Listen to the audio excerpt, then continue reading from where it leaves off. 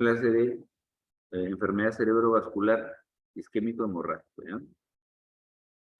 Bueno, con el tiempo y en los últimos 15, 20 años ha tomado mucha importancia la enfermedad cerebral vascular, no tanto por su frecuencia, sino más bien por el tratamiento que se ha seguido, a adicionar a ello el grado de eh, mortalidad y sobre todo morbilidad que tiene esta enfermedad debido a avances en el tratamiento de estas enfermedades. Entonces, ha condicionado que las personas con un SB hemorrágico o con un SB isquémico, pues como pasaba hace 20 años, ya no fallezcan, sino más bien que sean, que permanezcan vivas con algún grado de discapacidad. Entonces, esto aumenta la morbilidad, ¿sí?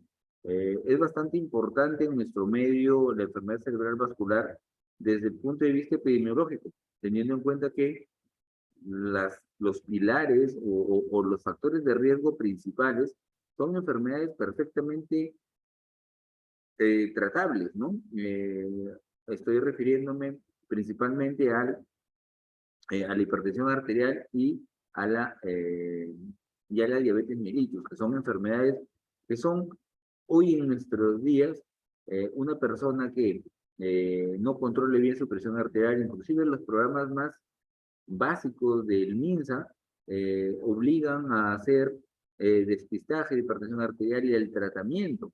Entonces, es poco probable que por falta de atención ocurra que personas dejan de eh, controlar estas enfermedades. Mucho de lo que sucede lamentablemente en la salud pública o en la sociedad de nuestro país, eh, en mi opinión,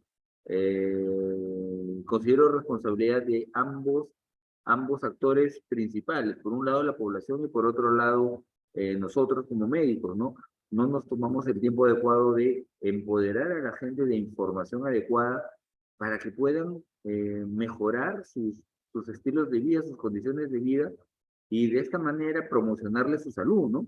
¿Cuántos de los médicos, seguramente cuando ustedes lleguen a su servicio rural, se van a tomar el tiempo de brindar por lo menos,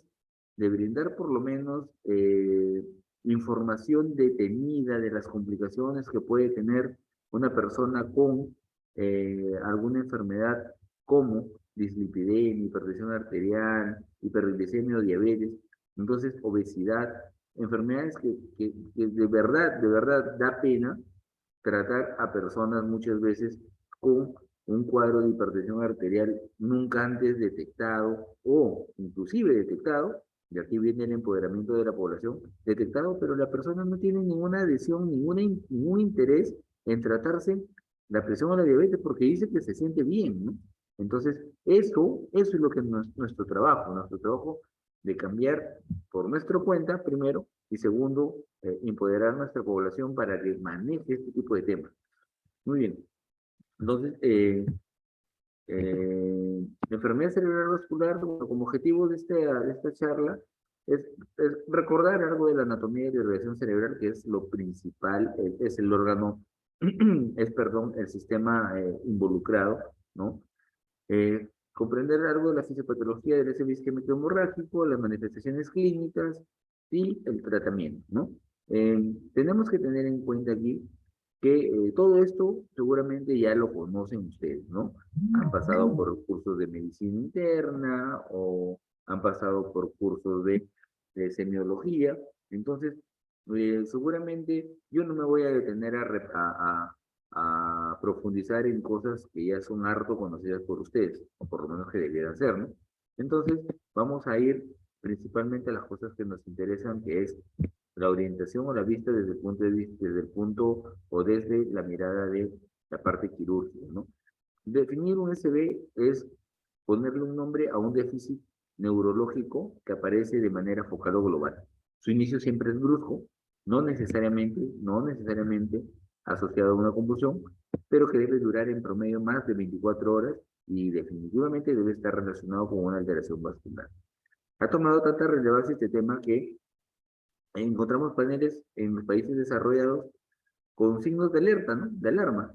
Es decir, que hay una simetría facial, un rostro caído, una debilidad en un brazo, en una extremidad, dificultad para hablar o para articular palabras, hay que de inmediato contactar a un servicio de emergencia, ¿no? Y es así como se hace en otros países, ¿no? La enfermedad cerebral vascular constituye una causa importante de morbilidad, como les he dicho, y de mortalidad a nivel mundial. Constituye la tercera causa de muerte y la primera causa de discapacidad hoy en día.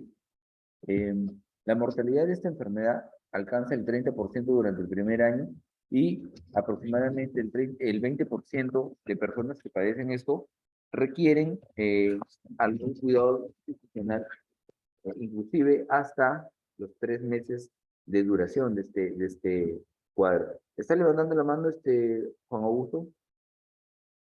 Doctor, disculpe, hay alumnos creo que están en sala de espera, permitiendo que les A ver, permita ingresar.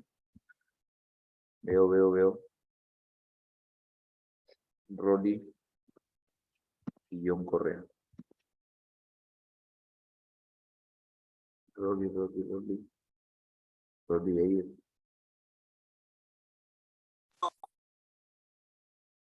Y ¿quién por otro? Correa te dije, ¿no? Los dos alumnos que acaban de ingresar, uno es Yair Fernández Tello, ¿no? Presente, doctor. Y el otro alumno que acaba de ingresar es nombre.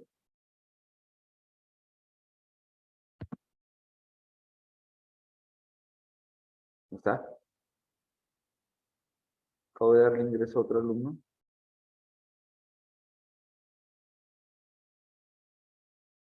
Sí, porque ha aumentado en 2.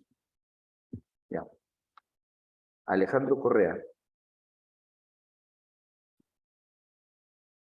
Por ejemplo, Alejandro Correa yo no lo tengo en mi lista. Alejandro, ¿me escuchas? Alejandro.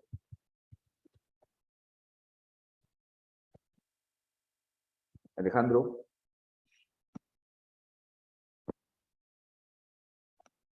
Alejandro Correa. Por ejemplo, él no lo tengo registrado y no me contesta. Alejandro.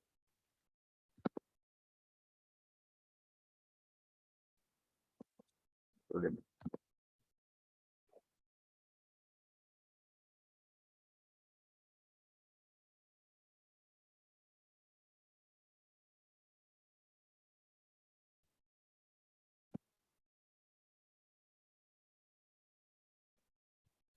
Ya. Continuamos.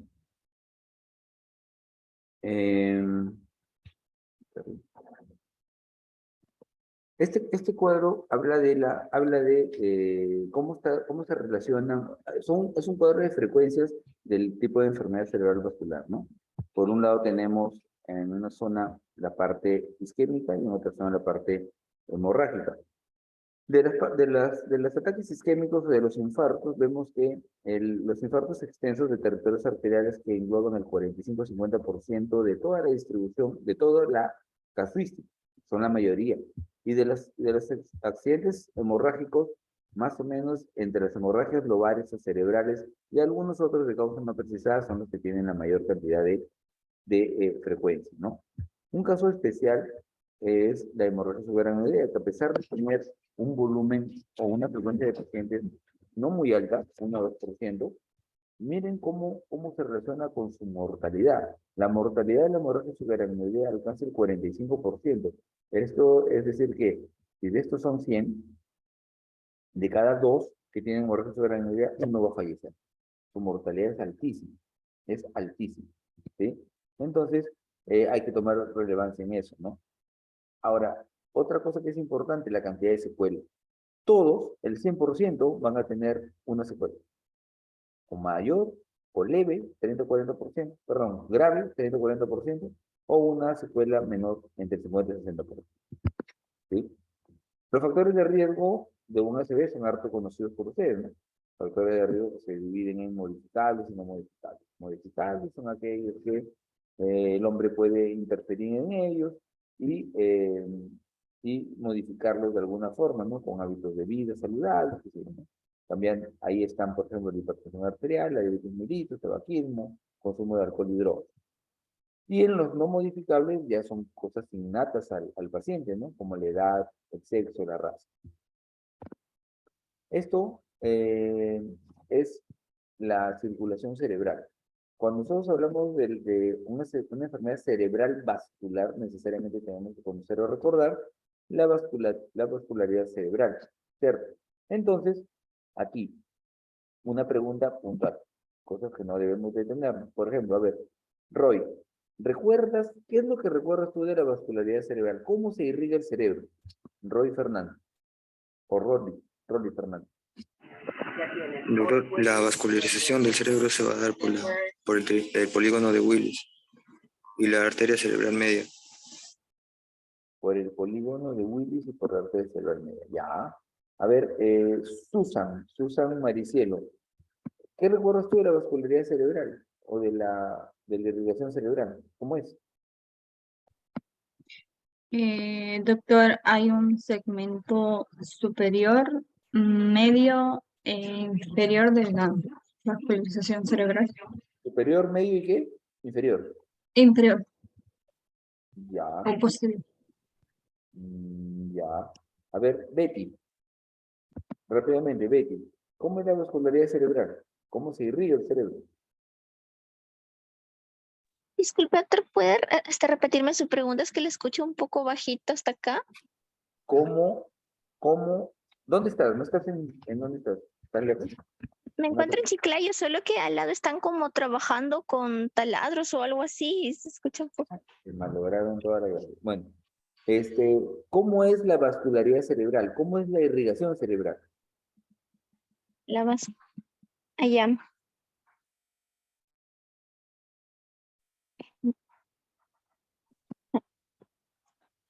Ya, doctor, ujú.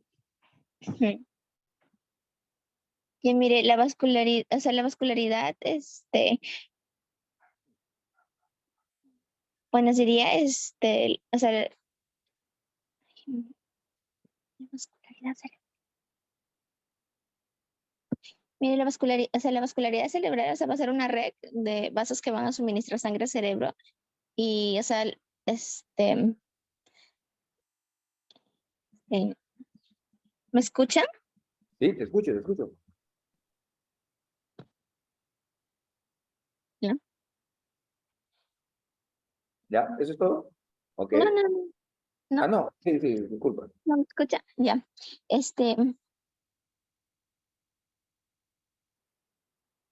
Mm, O sea, o sea, en el cerebro van a haber dos sistemas principales, que, o sea, que se trata de las arterias carótidas y las arterias vertebrales. Y también, bueno, respecto a las arterias carótidas, que van a suministrar la sangre a la mayor parte del cerebro, que incluyen los lóbulos, temporal, frontal, occipital y parietal. Y estas dos arterias carótidas comunes se van a ramificar en una carótida interna y la externa. Y el de las vertebrales que va a suministrar sangre a la médula y al cerebro y también en su porción posterior. Y son dos arterias vertebrales que se unen y forman la arteria basilar. ¿Se me escuchó? Sí, te escuché, pero lo que no me quedó claro, bueno, tu primera parte es totalmente diferente a lo segundo que me acabas de decir, pero en la segunda parte tienes mucha razón en varias cosas, pero no en una, a ver, de repente te has equivocado en la lectura. Te pregunto, me has dicho que la arteria carótida, sus ramas terminales son la carótida externa y la carótida interna. ¿Eso he escuchado? No, no, doctor. O sea, la rama terminal, me está preguntando la rama terminal de la carótida. Lo que has dicho, te digo. Has mencionado la carótida externa y la carótida interna como terminales. No, o sea, las terminales serían pues la, ar- la, ar- o sea, la carótida externa es la que se divide en arteria temporal, y maxilar. ¿Y a dónde va la arteria temporal? Eh, la ar- Bueno, la arteria temporal. ¿Y a dónde va la arteria maxilar? Ay, ya.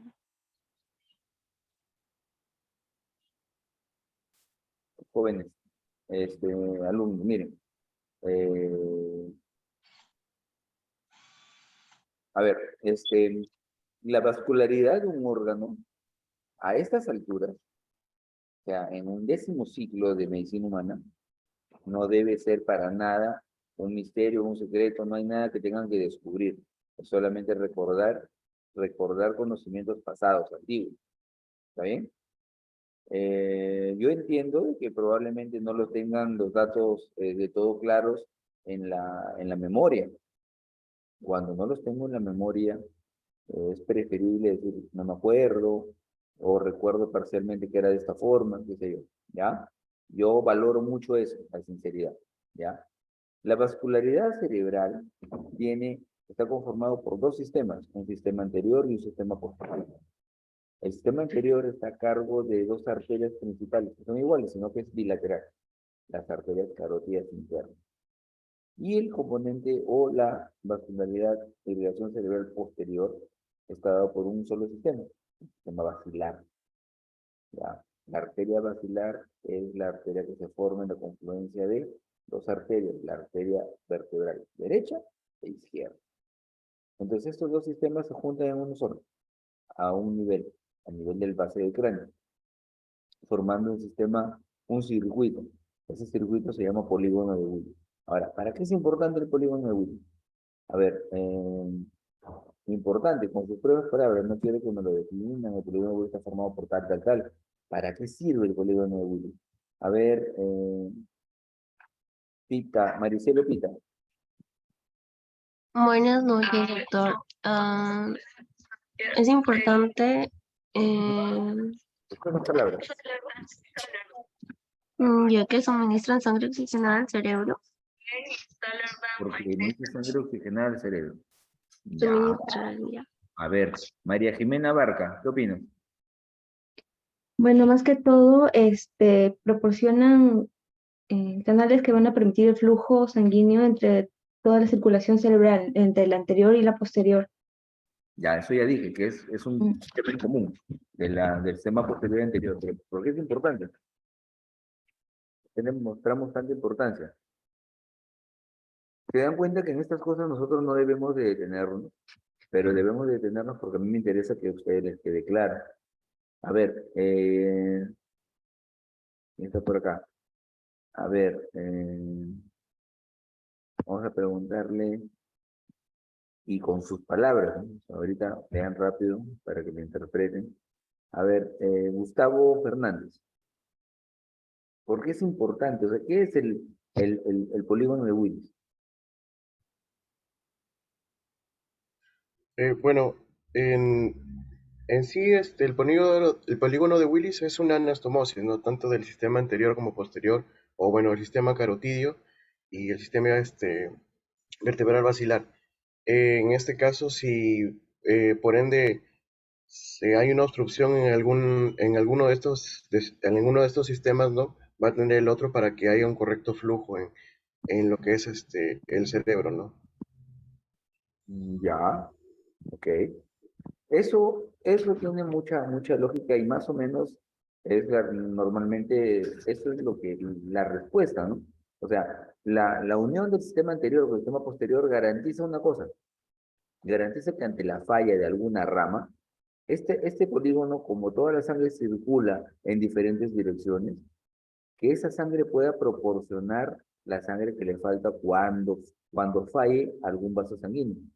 Entonces, buscar colaterales, ¿no? Eso garantiza. Por eso es que el cerebro se nutre bastante bien, primero, y se protege bastante bien. Es un sistema de protección, ¿no? Al tener estos sistemas alternos de vascularidad, puede hacer que una zona de irrigación a la que llega esta arteria, que es esta arteria por alguna razón falle, y toda esta zona no se va a quedar sin sangre. Existen otras colaterales que son aportados por el polígono de Willis para que llegue.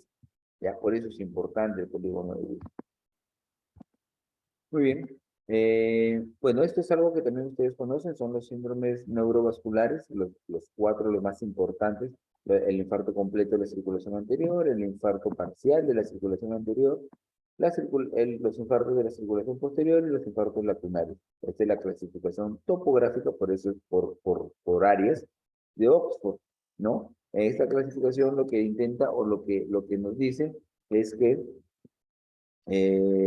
intenta delimitar la sintomatología y la frecuencia de los principales síndromes neurovasculares de tipo isquémico, Por eso que he puesto algunas cosas resaltantes, ¿no? Los 2/3 del infarto completo de la arteria de la circulación anterior se deben a síndromes isquémicos parciales de la circulación. Entonces, estos son el fenómeno más frecuente de los síndromes neurovasculares, ¿no? Y que pueden tener dentro de su sintomatología desde alteraciones de las funciones nerviosas superiores corticales como habla, entendimiento, memoria, lenguaje, hemianopsia homónima, algunas alteraciones visuales y alteraciones motoras o sensitivas que pueden ser parciales o totales, ¿no? Los infartos lacunarios son los que están más relacionados con déficit motor sensitivo puro. Pueden acarrear hemiparesia o ataxia y disartria o síndrome de Mann-Torr. La circulación posterior, todo lo que tenga que ver con la circulación posterior, tronco o cerebelo, alteración del equilibrio, de la propiocepción, de los movimientos conjugados de los ojos, de alteraciones alteraciones aisladas de los campos visuales, ¿no? Entonces esto es cosa que ustedes ya deben de manejar con mucha fluidez. Aquí les muestro cuál sería el cuadro clínico si se afectara alguna rama importante de la circulación cerebral. Si se afectara la rama, el tronco de la arteria carótida interna, la arteria cerebral media, la arteria cerebral anterior, la posterior y las arterias vacilares. Vamos a poner el ejemplo de la afectación de la arteria cerebral anterior. La arteria cerebral anterior es la que irriga gran parte del lóbulo frontal, por lo general la parte medial del lóbulo frontal, además del núcleo lenticular, el caudado y la cápsula interna ipsilateral. Y cuando se afectara o se ocluyera este vaso sanguíneo, la persona va a tener dentro de sus síntomas, porque pueden haber muchos más, la habilidad emocional, cambios en la personalidad, amnesia, incontinencia urinaria, paresia del hemicuerpo contralateral, pero este siempre va a ser a predominio de los miembros inferiores, ¿no? Lo mismo para la arteria cerebral posterior, su sintomatología, para las arterias vertebrales que irrigan el tronco del cerebelo. El paciente puede tener paresia unibilateral de los miembros superiores e inferiores, diplopía, hemianopsia, náuseas y vómitos, tinnitus, síncope, disfagia, disartria, confusión, somnolencia. ¿Por qué? Porque se activa o son abolidas los reflejos de los pares bajos. Entonces la persona tiene o puede tener dificultad para tragar los alimentos, ¿no? Esto pasa en un SB isquémico. También seguramente ustedes reconocen la zona de necrosis, la zona de penumbra y la zona de oligoedema. La zona de necrosis es la zona que en el momento de sufrir el fenómeno cerebral vascular, es una zona que no va a ser recuperable, que tiende a morirse esa zona, ¿no? Por eso habla de zona de necrosis, es la zona cicatrizal, si se quiere. La zona que rodea la zona de necrosis se llama zona de penumbra, que es la zona donde nosotros, todo lo que usemos médicamente, ampollas, vamos a decirlo así, todo lo que usemos está orientado a salvar esa zona, a que esa zona sea recuperada. Y la zona de oligoemia, que es una zona en donde de por sí, por el fenómeno vascular, recibe un poco menos de cantidad de sangre. Y que su riesgo en realidad es bajo de complicarse, pero existe y por eso la nombramos, ¿no? Dentro de la etiopatogenia de la enfermedad cerebral vascular isquémica, tenemos muchas causas, muchas causas. Causas, por ejemplo, asociadas a trombosis arteriales, como la arteriosclerosis, asociadas a el uso de algunos medicamentos, como el uso de anticonceptivos orales. Secundaria embolias, si tenemos una situación cardíaca, secundarias alteraciones hemodinámicas, por ejemplo, los pacientes que tienen un choque hipovolémico y hacen una disminución de la presión de perfusión, pueden tener una enfermedad cerebrovascular de tipo isquémico, ¿no? Son muchas las causas. Pero los dos tipos generales de ACV se engloban, se deben dividir en ACV isquémico y ACV hemorrágico. El ACV isquémico tiene 4 representantes principales. El ACV isquémico de tipo lacunar, transitorio, embólico y trombótico. Esas 4 formas de ACV. Y en cambio, el ACV hemorrágico puede manifestarse de 2 formas, nada más. Un hematoma o un sangrado intraparenquimatoso o un sangrado subaracnoide, cada uno con sus particularidades, ¿cierto? ¿Qué pasa cuando nosotros ya tenemos la sospecha que el paciente tiene una enfermedad cerebral vascular? ¿Qué hacemos? Tenemos que confirmar nuestra sospecha. ¿Cuál es el examen de elección para poder sospechar, o perdón, de realizar, para confirmar mi sospecha de una enfermedad cerebral vascular? Es la tomografía cerebral. Es un estudio sencillo, rápido, que aporta muchísima información. Y cuando ya tengamos la tomografía, pues tenemos que identificar algunos signos. Y esos signos, los principales, que son signos tempranos, son, primero, el signo de la arteria hipertensa, o signo de la cuerda, también se llama. Segundo, la pérdida de la interfase de la sustancia blanca con la sustancia gris. Tercero, pérdida del reborde insular festoneado. Y cuarto, borramiento del surco. Y aquí les vuelvo a preguntar una cosita. Facilita. A ver. Betty. ¿Cuántos son los lóbulos cerebrales? Betty. Sí, doctor. Sí. ¿Cuáles son los lóbulos cerebrales? Los lóbulos cerebrales. Sí. ¿Se refiere al temporal, occipital, frontal? Me refiero a los lóbulos. ¿Cuáles son los lóbulos cerebrales? A ver, ¿qué me contestaría si yo te pregunto, Betty, ¿cuáles son los lóbulos cerebrales? Bueno, sería el frontal, el occipital, el parietal y el temporal. Ya. ¿Me estás preguntando o me estás respondiendo? Le estoy respondiendo, Me estás doctor. respondiendo. Perfecto. ¿Esos son los únicos lóbulos o existe algún otro lóbulo? ¿O te ha faltado alguno? Bueno, sería, ya, doctor, el lóbulo de la ínsula. El lóbulo de la ínsula. ¿En dónde se encuentra el lóbulo de la ínsula? El lóbulo de la ínsula.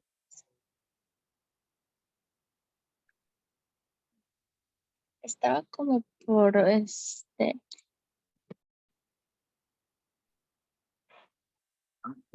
Muy bien, no te preocupes. Wendy Puzcan, ¿dónde está el lóbulo de la ínsula, Wendy? Doctor, no recuerdo eso. Ya. Estaba como por la parte lateral. ¿Perdón?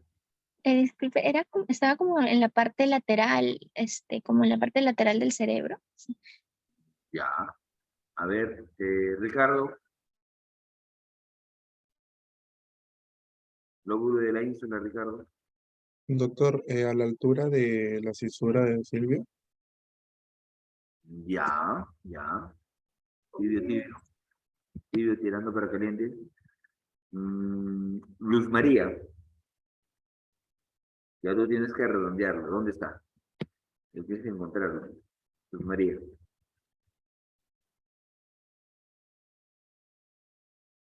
Luz María, ¿estás? Sí, doctor. ¿Dónde está?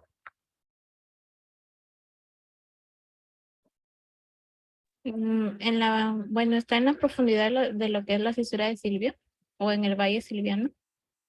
¿Cómo?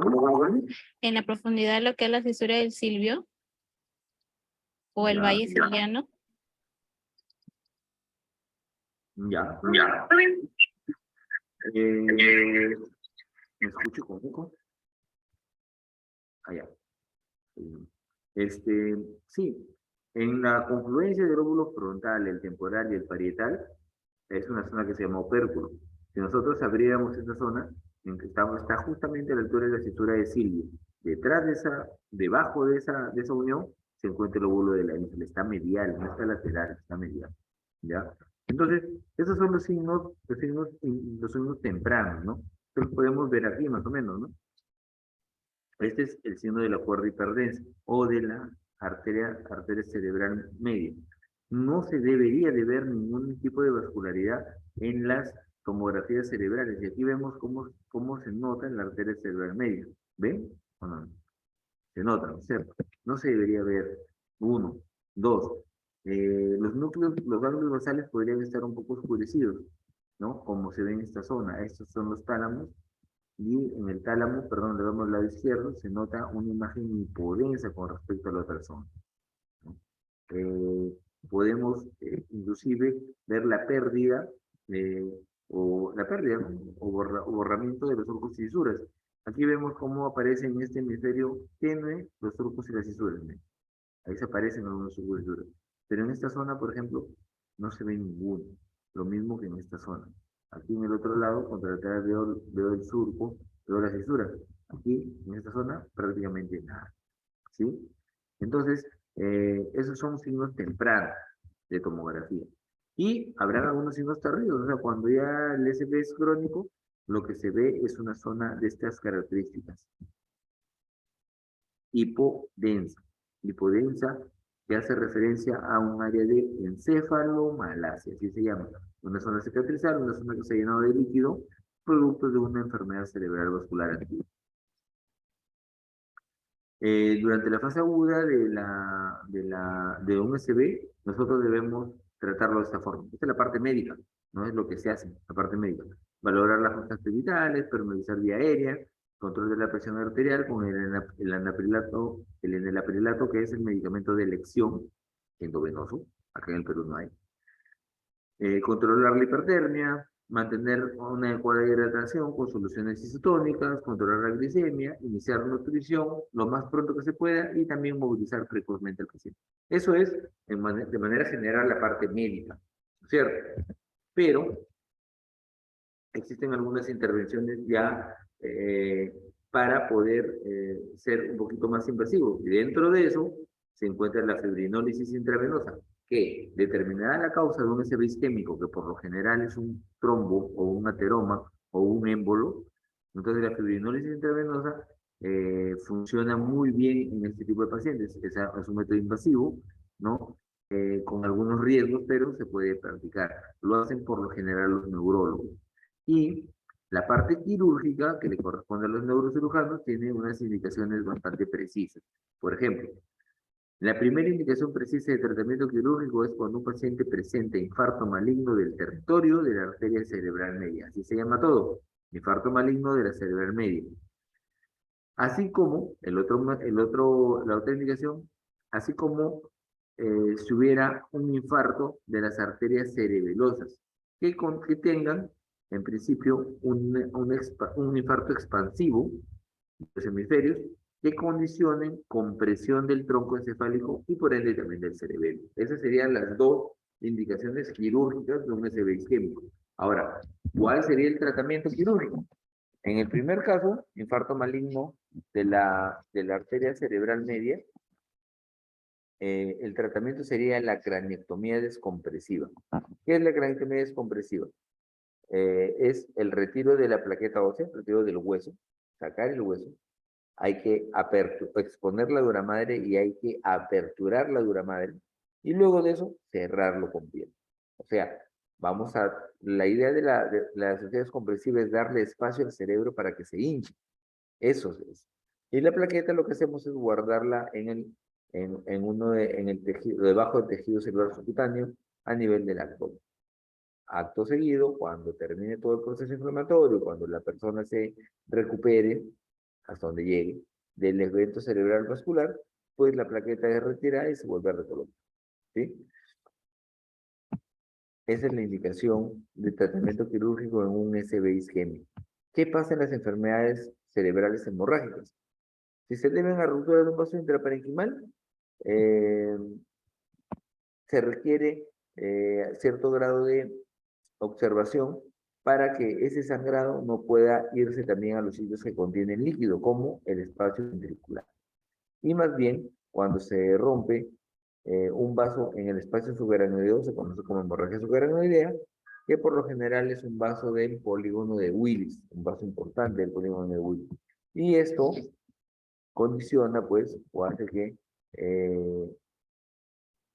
probablemente al momento de haber alguna afectación por el sangrado de una circulación o de otra, el polígono de Willis es el que va a responder llevando sangre a las zonas afectadas, ¿no? Para eso sirve el polígono de Willis. Esta es una tomografía de un paciente con un SB hemorrágico, en donde notamos un compromiso notable, ¿no? Notable de un sangrado. O sea, esto ha pasado en horas, ha pasado de esto a aquí en horas, ¿no? Hay este tipo de pacientes en donde no hay una causa aparente de sangrado, o sea, no ha habido caído, no ha habido golpes. Normalmente lo que debemos de indicarles, aparte de la tomografía, algunos exámenes laboratoriales para determinar si ese tipo de sangrado se puedan llevar a alguna otra etiología, ¿no? Alguna otra etiología. Otra imagen de un SB hemorrágico. Y acá vamos a expresar las ideas sobre las causas más frecuentes. Y dentro de las causas más frecuentes, como les dije al principio, está la hipertensión arterial, así como enfermedades metabólicas, como la diabetes, el insulino, el incremento del ácido úrico. Son enfermedades crónicas que pueden condicionar algún evento cerebral vascular. Las hemorragias intraparenquimatosas, por lo general su etiología es hipertensiva. Casi siempre es hipertensiva. ¿Y qué pasa con estos pacientes? Van a hacer algún tipo de sangrado, ya sea porque se genera un cambio en la túnica media de los vasos sanguíneos o porque hubo una osteopatía amiloide, ¿no? En ambos casos, el paciente puede complicarse con incremento del sangrado, por ejemplo. En los pacientes que tienen hipertensión arterial, los que causan este sangrado son los vasos perforantes, como las arterias lentículas estriadas, las tálamos perforantes, las vacilares paramedianas, así como las arterias cerebelosas superior y posterior. Entonces, estas son algunas de las causas de las los hemorragias cerebrales en múltiples situaciones o en múltiples posiciones, ¿no? Y simultáneamente. Entonces tenemos que la angiopatía cerebral amiloide puede aparecer más de una vez. Los traumatismos, ni que se diga, pueden causar definitivamente elevación de la presión intracerebral y por ende ocasionar un SB hemorrágico. Coagulación intravascular diseminada, mieloma múltiple, terapia anticoagulante, todos estos factores de riesgo secundarios a un fracaso, por así decirlo, de un tratamiento médico de columna, en donde ya estamos aquí buscando algunas otras causas para acarrearle responsabilidad, ¿no? Por su localización, los SB hemorrágicos se pueden diferenciar en aquellos que van a ganglios basales, que ocupan el 60% de todos los casos. Dentro de ellos, el 40% son del putamen y el 20% del tálamo. Luego, 20% de estos hematomas se van a quedar dentro de la sustancia blanca. Y un 20% puede estar repartido tanto entre el tronco del encéfalo y el cerebro. ¿Qué pasa con los sangrados, con las enfermedades cerebrales vasculares, cuando hay un hematoma? Un hematoma condiciona muerte neuronal y glial por apoptosis, es decir, la apoptosis es el fenómeno de muerte programado de cada célula y por ende podría o puede comportarse esta muerte cerebral con incremento de edema o con incremento de masa a la hora de que se presente una enfermedad cerebral vascular que gana tamaño ya por sí sola, pero puede ser apoyado por la lesión glial en el mismo ambiente de incrementar la zona de edema, ¿ya? Entonces, el punto común va a ser para ellos el edema moderado, que puede comprimir el parénquima cerebral, o sea, ocasionar isquemia, lo que te acabo de manifestar, y puede ser que se bloquee la circulación de líquidos cefalorraquídeos, o sea, que empiecen a hacer algo de edema a nivel cerebral, ¿no? Entonces, Existen cuadros en los que no tenemos tiempo para nada, ¿no? Donde hay un síndrome focal agudo, donde hay cefalea intensa, vómitos, disminución de la conciencia y crisis convulsivas. Esto se ocasiona en momentos donde la cosa está bastante, o sea, es difícil de manejar, es difícil de manejar. Y la contraparte sería la presencia de un hematoma pequeño, imagen, diagnóstico por imágenes adecuado, ¿no? Que te brinde un estudio de imagen ok, ¿no? Un estudio de imagen adecuado. Las hemorragias hemisféricas grandes pueden tener cierta sintomatología, ¿no? Y aquí les he dejado algunas cosas que pueden ayudarlos para reconocerlos, ¿no? El cuadro clínico, al margen de su localización, realiza o sugiere que este cuadro clínico esté relacionado a la localización inicial del sangrado, que puede ser a nivel ventricular, cápsulo talámico o lobar, y que pasan con frecuencia al espacio ventricular. O sea, esa sangre se redistribuye hacia los ventrículos y puede ocasionar pues hemiplegia, hemianestesia, inclusive afasia si el lado afectado es el lado izquierdo. Suelen presentar una desviación conjugada de la cabeza y los ojos que miren hacia el lado de la lesión. Las hemorragias hemisféricas pequeñas pueden causar hemiplegia pura de los hematomas capsulares o lenticulares. Por el contrario, estas hemorragias pequeñas existirá más bien un gran defecto sensitivo, ¿no? Sensitivo. Y en los hematomas de tálamo que suelen producir alteraciones oculomotoras con desviación de la fuerza de los ojos o forzada de los ojos hacia abajo por compresión de la región tectal del mesencéfalo. Esto se explica con que cuando existe un defecto a nivel de los ganglios talámicos o ganglios grises, por lo general el déficit motor es muy marcado. Lo que disminuye, lo que mejora, son los estados vegetativos de otros órganos, ¿no? Como la apertura ocular, como el vértigo, que van increciendo, van mejorando. Hemorragias en el tronco, de ser pequeños, producen síntomas de tipo alterno, similares a los infartos, ¿no? Y hemorragias grandes son mucho más frecuentes en la protuberancia y se manifiestan por cuadriplejía. Un paciente de esas alturas con un sangrado, su vida estaría muy comprometida, ¿no? Hemorragia del cerebelo, ya hemos hablado, que pueden alterar, o de hecho van a alterar el equilibrio, ¿no? Hacer que se realice una marcha tambaleante o atáxica, y cuando hablamos ya de una compresión grave del tronco, se debe determinar la entrada en coma con rigidez de descerebración. O sea, esto ya habla de la parte grave de un SB sin manejo, ¿no? Sin manejo. El diagnóstico, como hemos dicho, tanto para el SB isquémico, es haciendo uso de estudios imagenológicos. Esos estudios imagenológicos, el primero de ellos tendría que ser necesariamente la tomografía cerebral, ¿no? La tomografía cerebral es un buen estudio que nos permite identificar la zona de lesión, dónde está el hematoma, la extensión y la relación con las estructuras vecinas. ¿Sí? Un segundito, un segundito.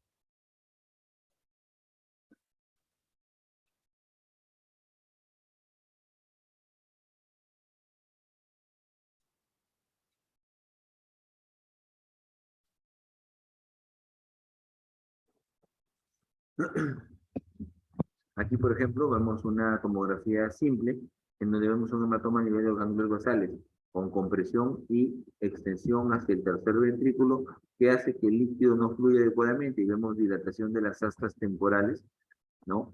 Ocasionando una hidrocefalia secundaria. Aquí vemos el cuarto ventrículo lleno de sangre, por eso no fluye el líquido, ¿no?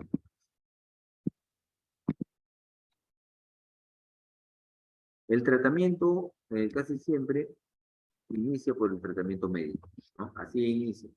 Y el tratamiento médico consta de ventilación y oxigenación, reposo, sedación en algunos casos, medicación para dolor de cabeza, para mareos, para náuseas, para el uso de antirrítmicos, el uso de antiepilépticos, ¿no?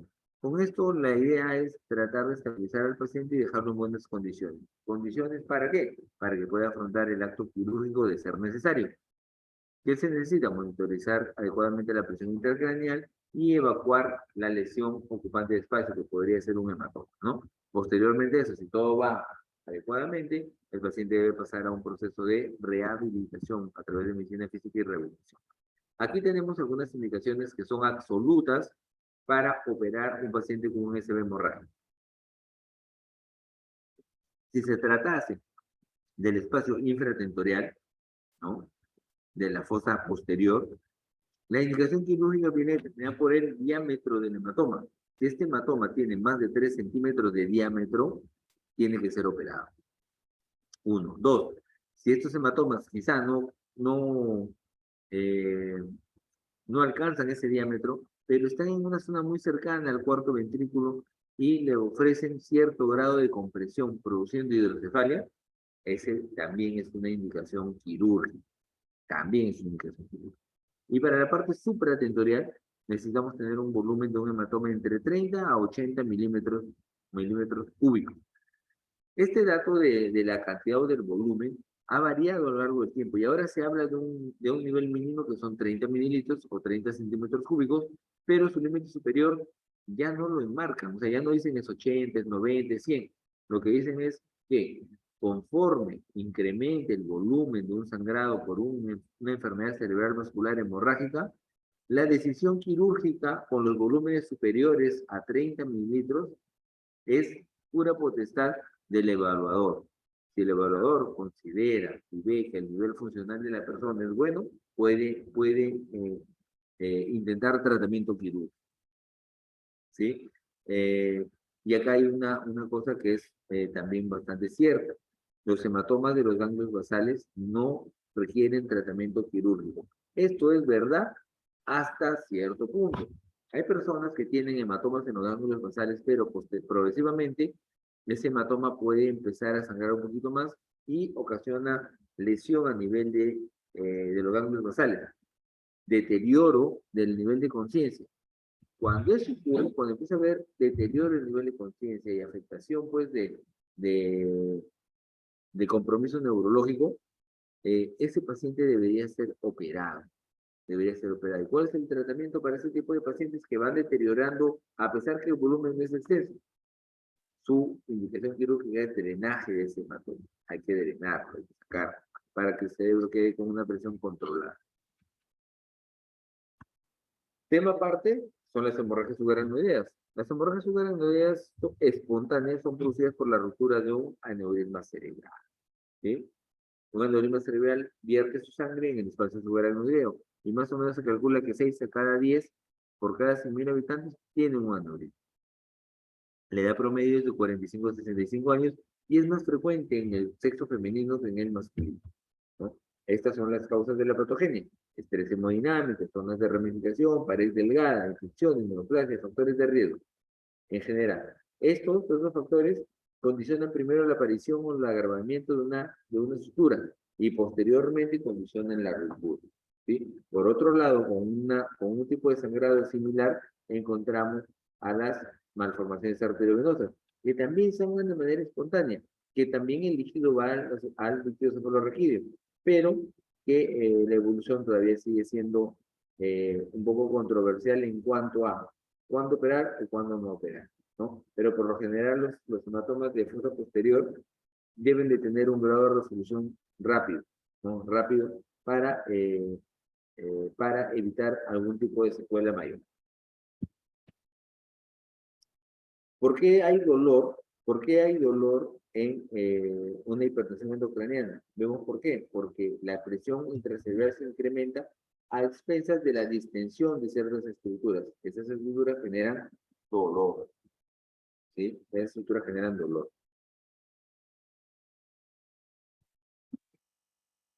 Aquí tenemos los signos y síntomas principales. Signos y síntomas principales de una hemorragia subaracnoidea, ¿no? Sin necesidad de que estén todos, pero están los principales. Algunas veces hay algunos síntomas premonitorios, como son las cefaleas centinelas, la parálisis progresiva del tercer o sexto par craneal y defectos visuales, ¿no? Defectos visuales como, del campo visual como de Stage, ¿no? El síntoma principal es la cefalea súbita, conocido como el peor dolor de cabeza de mi vida. Así lo relatan los pacientes. Es el peor dolor de cabeza de mi vida. Pueden aparecer signos meningios como la rigidez de nuca, Kerrin-Bruksinski, y, bueno, estos signos meningios siempre están ausentes en una persona en coma, ¿no?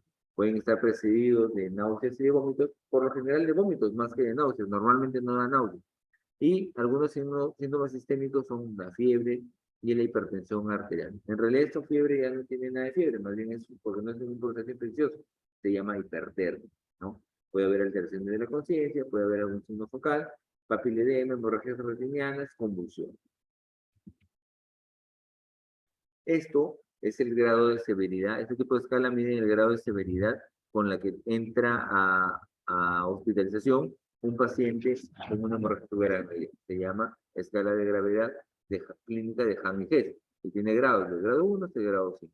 Teniendo el grado 1 como un paciente con una mínima cefalea y leve rigidez de nuca, hasta tener un paciente en un coma profundo con rigidez de descerebración.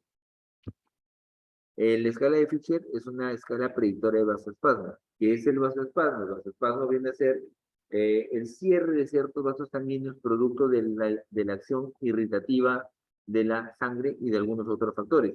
Entonces, si hay sangre en el vaso subterráneo y hay un vaso sanguíneo por ahí, ese vaso sanguíneo se va a vasocontraer. Y una vez que ese vaso que tenga vasoconstricción, va a dejar de pasar sangre adecuada a cierta área cerebral. Y eso va a repercutir en infarto cerebral, ¿no? Los grados son del 1 al 4 y el 1 es aquel que se muestra o no se muestra ningún tipo de señal a nivel de la tomografía. Hay que recordar que esta escala se mide en tomografía. Es una escala tomográfica. Grado 1, sin sangre. Grado 2, una hemorragia difusa menor a 1 milímetro de espesor. Grado 3, mayor a 1 milímetro de espesor. Y grado 4 es un hematoma intercerebral asociado a invasión ventricular. O sea, también va a los ventrículos sanguíneos, ¿no? Esta es una fotografía de un hematoma, de una hemorragia subaracnoidea. Vemos que la sangre se reparte por diversos sitios. Surcos, fisuras, ventrículos, ¿no? Fisura interhemisférica. Y el diagnóstico de una hemorragia subaracnoidea es precisamente una tomografía cerebral. Se realiza con una tomografía cerebral. Pero existen otros métodos diagnósticos, como la punción lumbar, la angiografía, la angiotomografía, y menos usado, pero que también podría ser de ayuda, el Doppler transcraneal. Dentro de ellos, la prueba de oro o el gol estándar para el diagnóstico, perdón, de un aneurisma cerebral es la angiografía cerebral, ¿sí? Muchas veces en nuestro estudio obviamos la angiografía porque nos topamos con una prueba buena, que es la angiotomografía o la tomografía con angiografía, que también se le puede llamar angioresonancia, angiotomografía o angioresonancia, que son dos pruebas importantísimas que nos pueden o nos van a dar la visualización directa del aneurisma, que es lo que nos utilizamos para operar.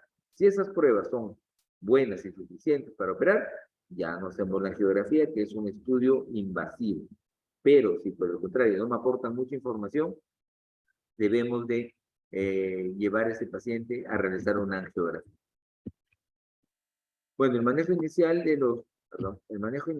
de la hemorragia subaracnoidea, bueno, va a depender del grado clínico, ¿no? Si tenemos un paciente con un buen estadio clínico, pues puede reposar en la cama, un control adecuado de la presión arterial, el estado neurológico, analgésicos, qué sé yo, y preparar al paciente para una cirugía o una embolización, que son los dos procedimientos importantes para el tratamiento de un aneurisma cerebral. Y si el paciente está mal, bueno, tiene que ingresarse a una unidad de cuidados intensivos, monitorizar más cosas, ¿no? Un balance hídrico estricto, colocar una línea arterial, vigilar la gasometría, la presión intracraneal. Igual, el final va a ser preparar al paciente para una cirugía abierta o una embolización. Esto aquí podemos ver de qué se trata el tratamiento de los aneurismas cerebrales, ¿no? Por un lado, tenemos la embolización, que es un procedimiento diagnóstico, perdón, tratamiento, es un procedimiento quirúrgico que se usa, en el que se usa un acceso a través de una arteria, la arteria femoral, y a través de ello accedemos hacia el cerebro con un catéter, llegamos con un catéter hasta el aneurisma, y a través del catéter introducimos un dispositivo que se llama coil, que tiende a enrollarse de manera concéntrica, o excluyendo el aneurisma total. Entonces, cuando hacemos un nuevo control angiográfico, ahí vemos que está el aneurisma, pero está relleno de los coils. Y, por lo tanto, si está relleno de los coils, ya no va a circular sangre para ese lado, sino la sangre se redistribuye por los vasos sanguíneos normales. Y el tratamiento quirúrgico, que es una cirugía abierta, se llama clipaje de aneurisma. Encontrar el aneurisma y ponerle un clip para excluir la circulación hacia el aneurisma, ¿no? Dentro del tratamiento, pues hay que controlar varias cosas, ¿no? Reposo absoluto, analgesia, tratar náuseas, control de presión arterial, prevenir vasoespasmo. Ese es el único medicamento que puede prevenir el vasoespasmo, es el nimodipino, que se debe usar por aproximadamente 21 días a partir del inicio del sangrado. Hay que evitar las 3 complicaciones principales de las hemorragias subaracnoideas, como son el resangrado, que ocurre más frecuentemente en el primer día. 2, la hidrocefalia, que es más tardía, segunda semana por lo menos. Y 3, el vasoespasmo, que aparece a partir del día 3 al día 16. Cuando un paciente entra en vasoespasmo, el paciente no se puede o no se debe operar. ¿Por qué? Porque su probabilidad de que fallezca es altísima. Entonces, lo que se hace ahí es simplemente darle soporte, manejar buena presión, buena hidratación, darle sus medicamentos adecuados para bajarle la presión arterial, nimodipino para evitar el vasoespasmo, y esperar. Si el paciente supera ese tiempo, el paciente debe ir a cirugía. ¿Está bien? Entonces, una contraindicación de cirugía es que el paciente entre en vasoespasmo. ¿Ya?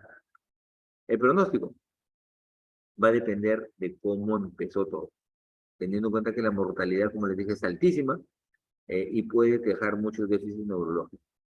Tienen peor pronóstico aquellos pacientes que tienen, por ejemplo, síntomas prodrómicos, un debut clínico con alteración de la conciencia, consistencia de focalidad neurológica, o sea, convulsiones, hemorragias retinianas o preretinianas, hipertensión arterial, leucocitosis o elevación de la CK. Todos estos síntomas o todos estos signos o síntomas deben de manifestarse al principio para catalogar un paciente con un pronóstico malo. Aquí podemos ver cómo es un aneurisma, que es una dilatación de una arteria. Es más frecuente en la edad de los 40 años, más frecuente, 85% en la circulación anterior, y su clínica puede ser tan específica como una cefalea común y silvestre y una neuropatía del tercer paso. Son las formas de los aneurismas, que bueno, en realidad no son mucho de nuestra motivo de estudio, pero también podemos señalar aquí los lugares de mayor frecuencia de ruptura del saco aneurismático, ¿no? Los aneurismas que con mayor frecuencia se pueden romper son los aneurismas de la arteria comunicante anterior y de la arteria comunicante posterior. Son los sitios de mayor frecuencia de ruptura. El diagnóstico, como les he dicho, primero tomografía para detectar la hemorragia subaracnoidea. Segundo, una prueba diagnóstica como es la angiotomografía o la angioresonancia. Si con eso detectamos y es suficiente para el aneurisma, queda ahí. De lo contrario, podemos hacer uso de la prueba de mayor envergadura, una prueba invasiva que es la angiotomografía. La punción lumbar en realidad ya se ha quedado en desuso. Lo que hace es hacerse una punción, ver el líquido que sale, mandarlo a analizar. Si tiene glóbulos rojos, estamos ante una presencia de una hemorragia subaracnoidea, ¿no? Eso ha quedado un poco en desuso. En algunos lugares todavía se practica. El clipaje de aneurisma es una cirugía abierta, llegar hacia el aneurisma y colocarle un clip. Así, excluir el aneurisma. Lo segundo es colocar un coil, que el coil es esto. Conforme vamos ingresando, se va enrollando en el aneurisma, se va enrollando y lo termina por llenar todo. Las malformaciones arteriovenosas, ¿no? Las malformaciones arteriovenosas son enfermedades de nacimiento, enfermedades congénitas, que tienen muchas variaciones. A mí me interesa mostrarles las malformaciones arteriovenosas simples, comunes y silvestres, que están formadas por un nido plexiforme con una arteria aferente y con una vena eferente, ¿ya? Entonces, en las malformaciones cerebrovasculares no hay o existe una comunicación directa entre las arterias y la parte venosa. O sea, no hay un pasaje a través de los capilares sanguíneos como existe en otros circuitos, ¿no? Se obvia ese circuito, por eso es que es un circuito de alto flujo. Esto más o menos es lo que compone una MAB, una malformación arteriovenosa. Tiene un unido central, que puede ser puro o fistuloso, y que están compuestas por un vaso que nutre, que es una eferencia, y un vaso que sale, que es una aferencia. ¿Ya? La clínica de una malformación arteriovenosa es cefalea, convulsiones, sangrados, ¿no? Ahí están los porcentajes. ¿Cómo pueden sangrar? Principalmente sangran como una hemorragia subaracnoidea.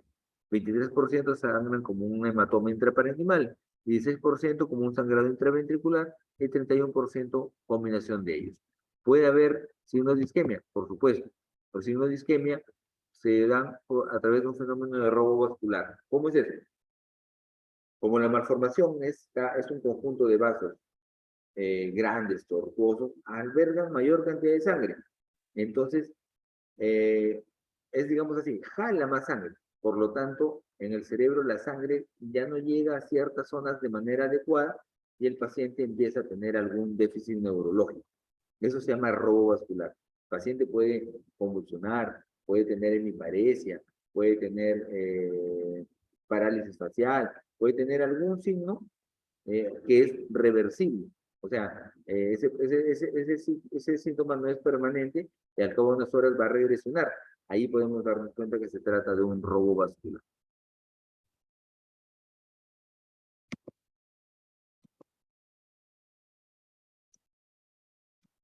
La localización normalmente de las MB está en los hemisferios cerebrales, ¿no? Y tiene una forma piramidal. Para diagnosticar una malformación arterial se puede hacer a través de una tomografía, a través de una resonancia, pero la prueba de oro también es la angiografía, ¿ya? O la arteriografía. Para su clasificación usamos una clasificación conocida con el nombre de su creador, Spessler-Martin, que combina tres factores, ¿no? El tamaño de la malformación, la ubicación y su drenaje venoso. Si es menos de 3 centímetros, le da un puntaje de 1 punto. Si es mediana, de 3 a 6, 2 puntos. Mayor a 6 centímetros, 3 puntos. Si está en un área elocuente, por ejemplo, un área no elocuente, por ejemplo, en un área que no es el área del lenguaje, de la visión, de la audición, 0 puntos. Si está en un área elocuente, 1 punto. Y el drenaje, si es superficial, 0, si es profundo, 1 punto, ¿no? El tratamiento quirúrgico de la CMAB se da en los pacientes que tienen una MAB con hasta grado 3. O sea, grado 1 y grado 2 son absolutamente quirúrgicos. El grado 3 es discutible. Algunos pueden entrar a cirugía, otros no. Y grado 4, grado 5 definitivamente no se operan. ¿Sí? No se operan. Ya no tienen ningún tipo de tratamiento, ni embolización, ni tratamiento quirúrgico. Esos pacientes están condenados a observación y esperar que no hagan ningún tipo de complicación.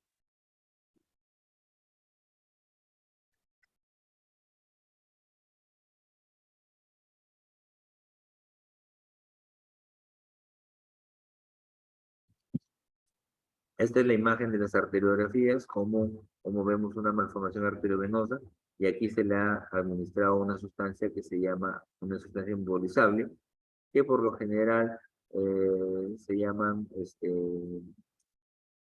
son derivados, es una sustancia líquida que al contacto de la sangre se vuelve gelatinosa, ¿no? Entonces, ocluye los vasos sanguíneos anormales, y eso esa es una forma de embolización, ¿no? Una MAB tratada ya con material embolizante, ¿no? vemos que hay ausencia. Aquí en la radiografía pinta con sangre y acá ya no pinta. En una resonancia, una angiotomografía, una forma de una MAB, conocida como el nombre de la cabeza de medusa, ¿no? Vemos en una resonancia normal algunas imágenes de la MAB, ¿no?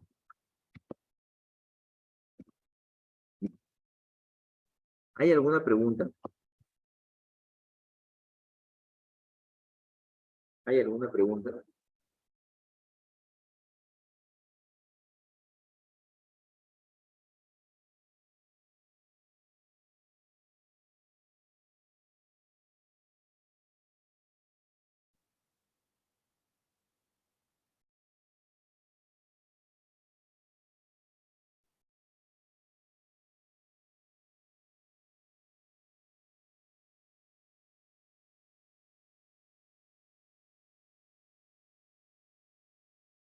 ¿Alguna pregunta?